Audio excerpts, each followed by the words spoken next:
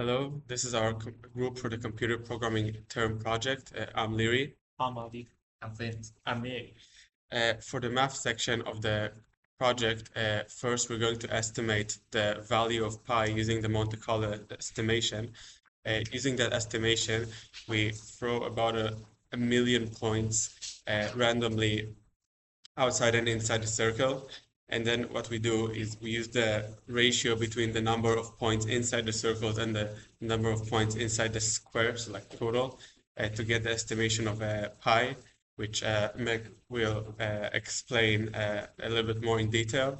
For the physics section, which we'll explain later, we visualize Gauss's laws that will, one Vince and Adi will explain. Okay, so first we import this library that we are going to use. Then we create the graph for plotting, and we on this line we used to draw a circle around the area we want to. Then we create a variables for keeping track of the point on the graph. And on this loop, we start generating the dot by between the value of -1 to 1 on both axes. And if the dot land within the circle, we plot this as a blue dot and increase the circle count by 1. But if not, we plot them as a red dot. And on this line, we find the pi estimation by multiplying 4 to the ratio of the dot in the circle and all of the dot within the square. Right, so we are going to be visualizing electric flux via Gauss's law.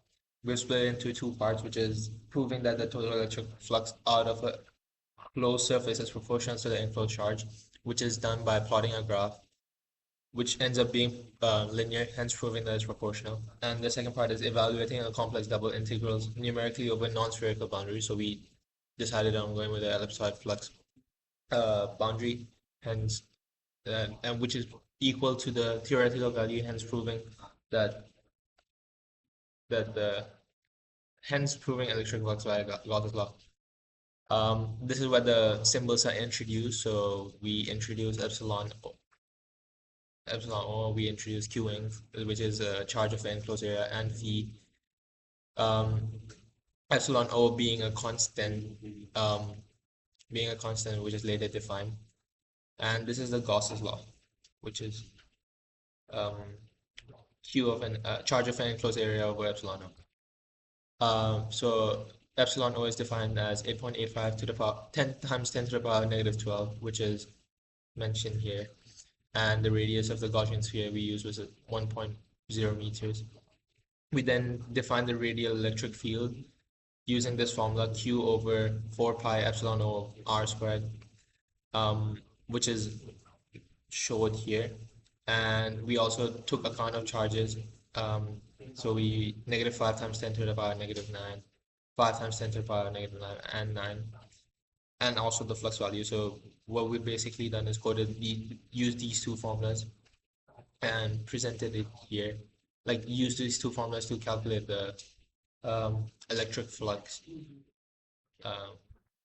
Next, we will calculate the closed integration by using dBl for which we imported from the start. We put the we use the function called electric flux density and put it in the dBl for here and set the limits of phi from 0 to 2 pi and then the limit of theta from 0 to pi.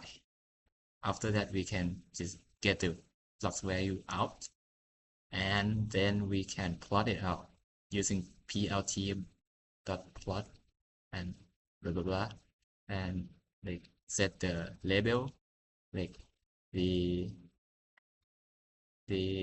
y-axis is the electric flux, and x-axis is enclosed charge. And as you can see, it has a positive slope of 1 over epsilon 0, and that is exactly the formula of Gauss law. Hi, I'm going to explain how we use the double integral function inside integrating function of psi pi to calculate the numerical value for the flux through the defined surface bounds. So going over the code, first we have a really big function. We have to define the ellipsoid flux we have. So basically the flux is a function of two stuff. It's function of the electric field vector together with the surface differential or surface area differential. So I'll go briefly over the actual mathematical stuff so we can focus more on the actual functions. So first we define the position vector. First we define the position vector using the three values. As we know, these are the values for x, y, and z under spherical coordinates, and then you multiply by a, b, and c for the ellipsoid modification. Then we take this value of r and we normalize it. So for the actual electric field vector, it's normalized. We multiply it by q over 4 pi epsilon. And we do all of this so we can get the actual vector. Then we need to define the tangent vectors to get the surface area. So we take the partial differentials of both theta and phi, which are basically just taking the values for the position vector and derivating by theta or by phi. Then we define like you see in this formula here, we define the surface area differential by the cross product of the two partial differentials, which gives us just the d theta d phi. And then finally, for the entire function, we return the dot product of the electric field vector and the surface area differential, which gives us the flux. Now what we do is we use the dBl quad function by using it over ellipsoid flux and defining the bounds, the bound for phi being 0 to 2 pi, and obviously the value for theta being 0 to pi. We do this and we define, and we can get the value for the actual integral, like the numerical calculation. Then we just print it, and as you can see from the theory before the defense explained, we get very actually the same value. So yeah, that's how we do it. So this part is to show the 3D visualization of Gaussian surface and electric field.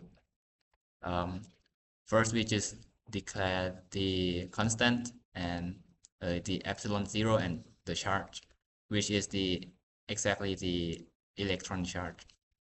Then by the Gauss in formula, we can get the number of charge here. And then we create the angular grid by using the np.line space, line space of phi and theta. And then we transform the spherical coordinates to Cartesian coordinates by using r and time, sine, and cos, blah, blah, blah.